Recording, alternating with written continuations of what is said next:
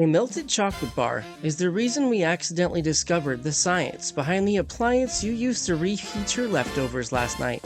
And honestly, I love that for us. Let's go back to 1945. World War II has just ended and Percy Spencer is working at Raytheon as a defense contractor in Massachusetts, doing some very serious, very important work with magnetrons. These are the tubes that generate microwaves for radar systems. Very technical, very classified, very don't touch this or you might die kind of work.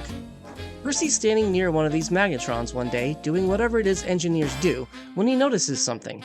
The chocolate bar in his pocket has melted, like completely liquefied. An ooey gooey mess and an absolute tragedy, really. Now most of us would have been annoyed, right? But thankfully, Percy was not most of us. He was curious, which is either the mark of a genius or someone with way too much paid time on their hands. So he does what any rational person would do. He grabs some popcorn kernels, because apparently, scientists just have popcorn kernels lying around their laboratories. He puts them near the magnetron, and he waits. Then he hears a sweet, sweet sound. Pop, pop, and the world's first microwave popcorn is born. The next day, he brings in an egg. He and another engineer hold the egg up to the magnetron to see what happens. And what happens next is exactly what you'd expect.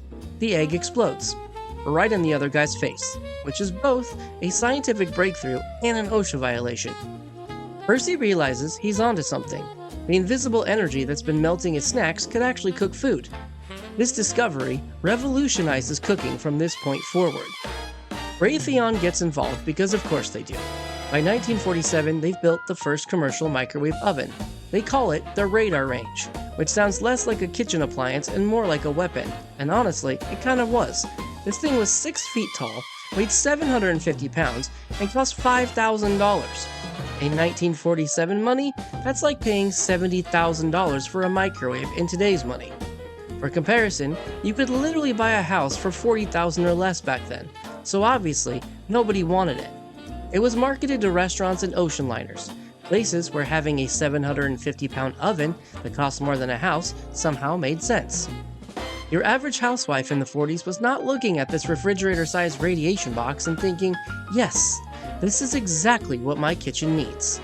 It took another 20 years before microwaves became small enough and cheap enough for regular people.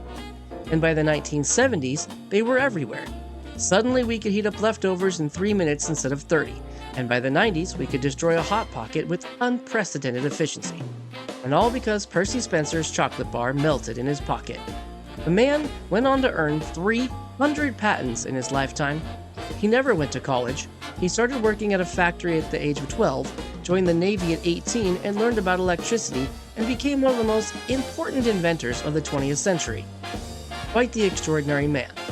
So the next time you're standing in front of your microwave at midnight, heating up leftover pizza, and wondering how you got here, just remember you're witnessing an accident that started with one man, one magnetron, and one very unfortunate chocolate bar. Thanks for watching. For more history that hits harder than fiction, please follow the Oddities Department podcast anywhere you get your podcasts. I'm Gavin. Stay weird and stay curious.